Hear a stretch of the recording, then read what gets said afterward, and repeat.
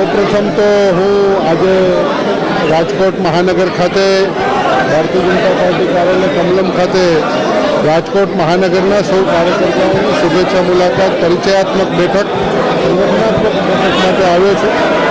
યુવા મોરચાના કાર્યકર્તાઓ ખૂબ ભાવથી અને પ્રેમથી સ્વાગત કર્યું છે. રાજકોટ ભાજપ મહાનગરના કાર્યકર્તાઓએ પણ ખૂબ ભાવથી પ્રેમથી સ્વાગત કર્યું છે. અને આજે આખો દિવસ સૌ વિવિધ શ્રેણીના બેઠકો વિવિધ શ્રેણીની અંદર અલગ અલગ તબક્કાની અંદર કાર્યકર્તાઓ સાથે વડીલો સાથે બધા સાથે એક બેઠકનું આયોજન કર્યું છે અને આ એક સહજ પ્રક્રિયાનો ભાગ છે.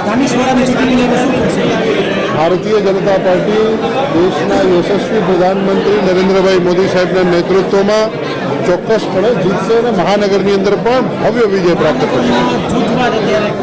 ભારતીય જનતા પાર્ટી એક છે, કાર્યકર્તાઓ સૌ એક છે અને ભારતીય જનતા પાર્ટી જીતવાની છે.